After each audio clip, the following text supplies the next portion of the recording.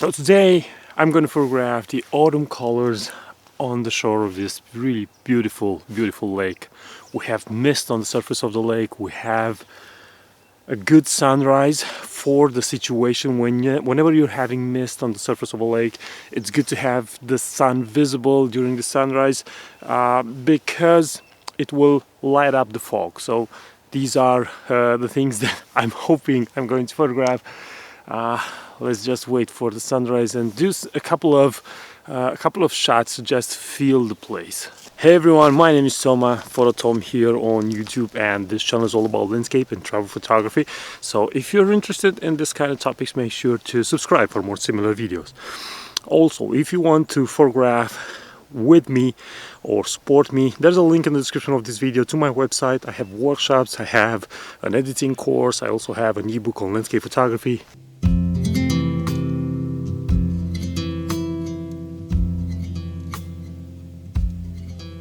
For the first shot, I decided to go with my 70 to 200 millimeters because I really wanted to go with close-ups, intimate shots. I really like how the fog is gliding around, on the surface of the lake, the trunks of the trees that are buried in the shore of the water, in the mud. They look really spectacular. It has a Halloween feeling. It has a spooky feeling, but also mysterious and interesting. I already see on the top of the mountain the light of the sunrise. So very soon the sun will appear on the horizon, and that's the moment when I think, in my opinion, the real magic will start to happen, because the fog will become lit up. Now the settings in a situation like this, even though I'm at f11 and ISO 100, the exposure time is 1/4 of a second. So it's pretty dark. It's early in the morning, so it's a normal exposure time for this moment. For this photo right here, I used the longer exposure time, and because of that you can see the movement of the fog on the surface of the lake. I really like the trunk of the trees just sitting there in water, and how their base is surrounded by the fog. Every time I have a misty, foggy image, I think this creates a potential story.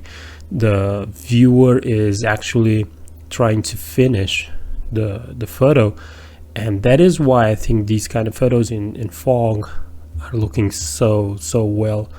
Again, I'm searching for interesting or maybe abstractions of the entire landscape. I'm focusing on smaller areas, and as you can see, these are just trunks in the water surrounded by fog, but I think they look really well.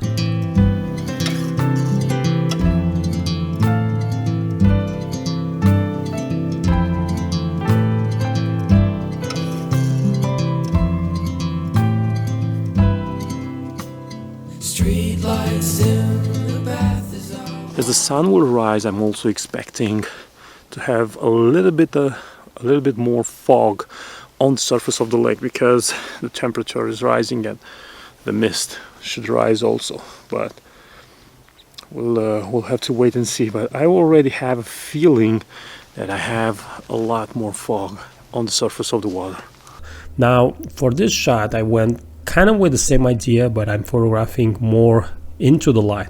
And whenever this happens, you're going to have these silhouettes. The trunks become silhouettes, and this is a good moment to focus on the light.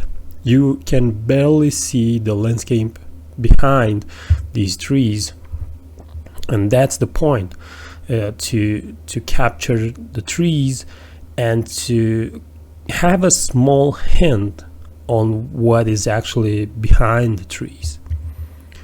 Now for this one over here, I had these trunks in the foreground, and then after that I have the shore of the lake in the background, and after that I'm having the light over here shining through.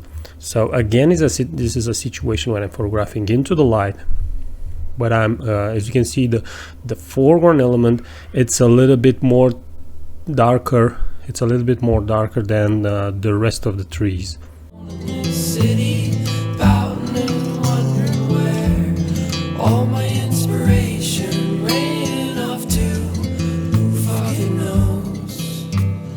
I really should get to sleep now. I have to work from morning till late night, driving a truck. I had to change position because there's a little bit of light on the trees over there, and it looks so well when you have the sunken trunk trees in silhouette, and then you have the forest and the beautiful autumn colors.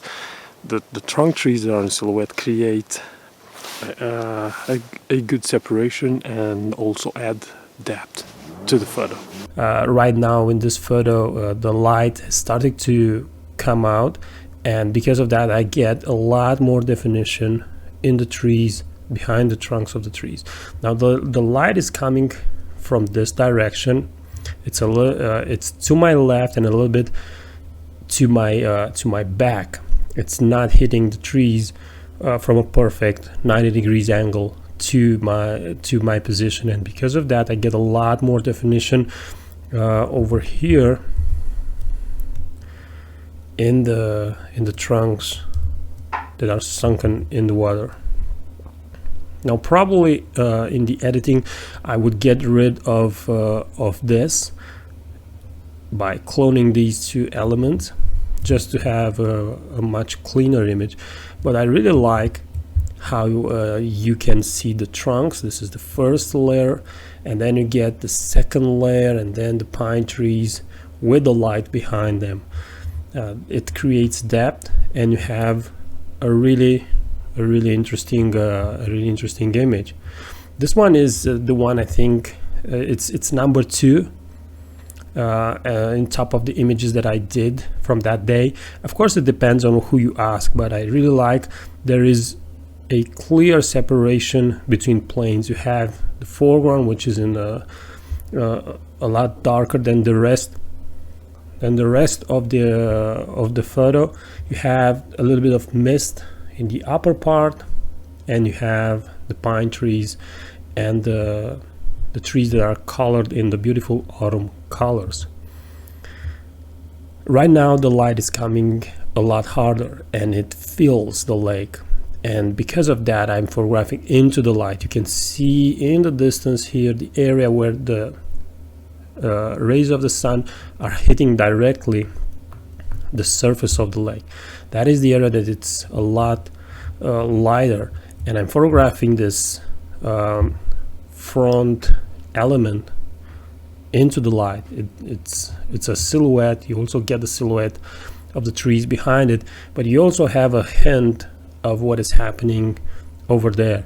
It's exactly what I said before related to foggy images. Whenever you see a foggy image, your brain will try to finish or complete the story.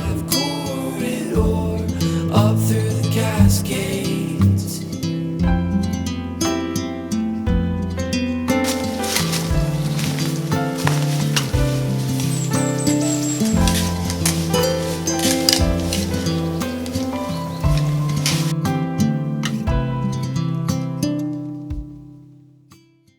In this photo I decided to move around the lake, and now I'm in the area where the sun is hitting the fog, and the fog, as you can see in these areas, it's lit up by the rays of the sun.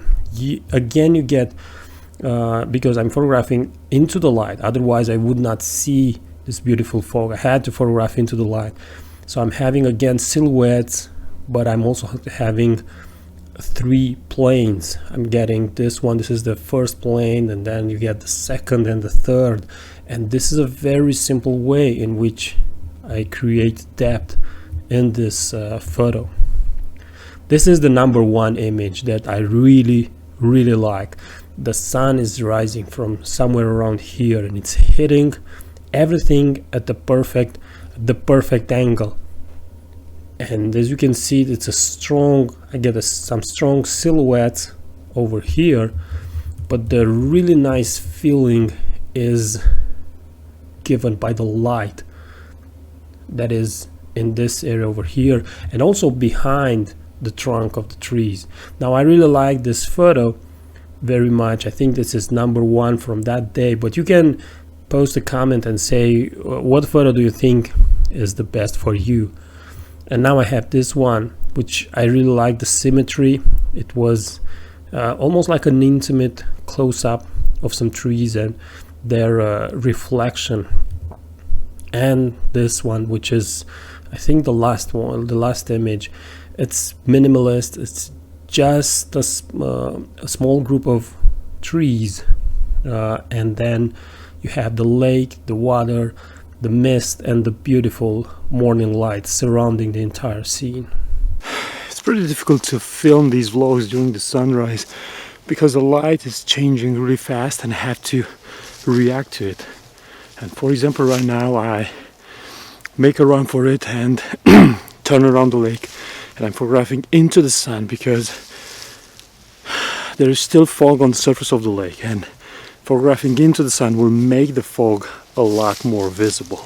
In a situation like this, when you have such a beautiful situation with fog on the surface of the lake, you need to move as quickly as possible, and you need to travel or move around locations, because before the sun is going to rise or is going to be visible, you'll have beautiful views into one direction, and after that the light changes and you need to react to it. You need to train your eye to understand where the potential is. So if you want to support me, you can join one of my workshops. There are the Dolomites in September 2022, Tuscany in May, and a forest photography workshop next October in the forest, where I'm doing my forest photos.